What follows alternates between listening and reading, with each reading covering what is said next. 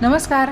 अर्चनाच किचनमध्ये आज आपण अतिशय भन्नाट कुरकुरीत चविष्ट पोटभरीचा आणि जर तुम्ही वेट लॉस जर्नीमध्ये असेल तर तुम्ही अगदी पोटभर हा नाश्ता करू शकता. इतका चविष्ट नाश्ता आज मी तुम्हाला दाखवणार आहे. खूप मस्त लागतो, झटपट तयार होतो, फार जास्त पदार्थांची गरज लागत नाही. चला मग रेसिपीला सुरुवात करूयात. तर सगळ्यात आधी टिक्की बनवण्यासाठी ते मी हरभरे घेतलेले आहेत. जे रेग्युलरचे हरभरे असतात ते हरभरे घेतलेले आहेत 1 वाटी आणि त्याच वाटीने अर्धी वाटी हिरवे मूग घेतलेले आहेत. तर इथे मी हरभरे आणि हिरवे मूग वापरलेले आहेत. तुम्ही मिक्स कडधान्य देखील वापरू शकता. भिजत ठेवायचं आहे साधारणपणे 7 ते 8 तासांसाठी. त्यानंतर चाळणीवर निथळून घ्यायचं आहे. पाण्याचा वापर जास्त करायचा नाही आहे. तर त्यासाठी मी एक 10 ते 15 मिनटं चांगलं निथळून घेतलेलं आहे हरभरे आणि हिरवे मूग. आता मिक्सरच्या जारमध्ये काढून घ्यायचं. यामध्ये आवडीप्रमाणे तिखटाप्रमाणे तुम्ही हिरव्या मिरच्या टाकू शकता. तर इथे हिरव्या मिरची टाकलेल्या आहे. आलं आणि लसूण टाकायचं आहे आणि पाणी न टाकता आपल्याला हे ओबडधोबड किंवा असं रवाळं असं दरदरीत असं वाटून घ्यायचं आहे मिक्सरमधून. तर दुसरी बॅच पण मी याच पद्धतीने आता वाटून घेते आहे. तर 2 बॅचमध्ये झालेलं आहे. तर 2 बॅचमध्ये हे व्यवस्थित वाटून तयार करून घेतलेलं आहे. आता यामध्ये आपण सुके मसाले टाकून घेऊयात. तर चवीनुसार मीठ टाकलेलं आहे. आता इथं मी लाल तिखट देखील वापरते आहे, पण तुम्ही दोघांपैकी एक वापरू शकता.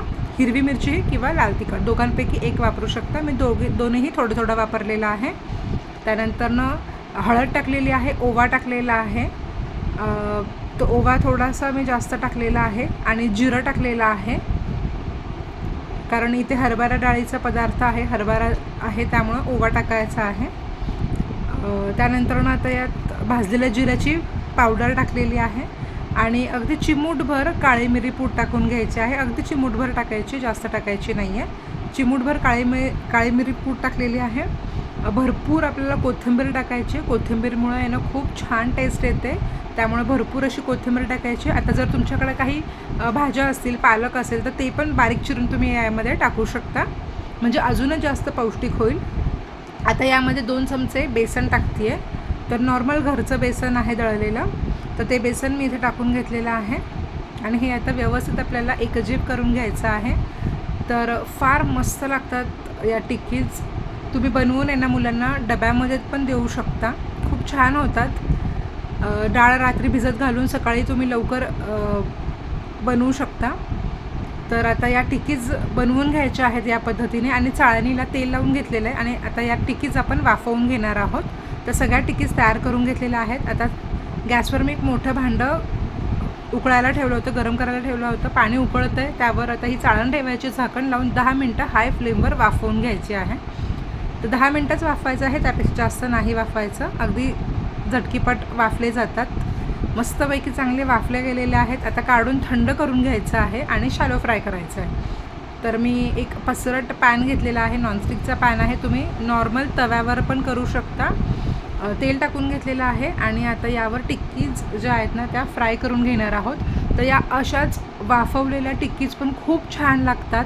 तुम्हाला जर अशा शॅलो फ्राय करायच्या नसतील तर तुम्ही तशाही खाऊ शकता, मस्त लागतात. आता मी या थोड्याशा छान फ्राय करून घेते आहे. तर सगळ्या टिक्कीज आहेत ना छान फ्राय करून घेऊया. दोन्ही बाजूने मस्त कुरकुरीत होईपर्यंत छान असे फ्राय करून घेऊयात. तर हे तुम्ही कांदा आणि लिंबूसोबत सर्व करू शकता. कांद्यासोबत छान लागतात. आता खायचं असेल तर तुम्ही हे हिरव्या चटणीसोबत खाऊ शकता. जी पुदिन्याची चटणी असते त्यासोबत खाऊ शकता किंवा टोमॅटो सॉससोबत छान लागतं किंवा तुम्ही दहीबरोबर पण हे खाऊ शकता. खूप छान लागतं. वेट लॉसमध्ये असाल तर दह्यासोबत सर्व करा, मस्त लागतं. तर सगळ्या टिक्कीज आपल्या फ्राय करून झालेल्या आहेत, शॅलो फ्राय केलेल्या आहेत, मस्त अशा फ्राय झालेल्या आहेत. सुरेख रंग आलेला आहे, खूप छान, खूप कुरकुरीत झालेले आहेत. तर एकदा या टिक्कीज जे आहेत ना त्या नक्की करून बघा, ज्या भरपूर पौष्टिक आहेत.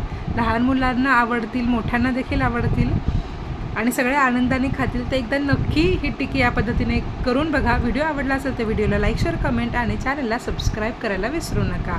भेटूयात पुढच्या छान अशा पौष्टिक रेसिपीमध्ये.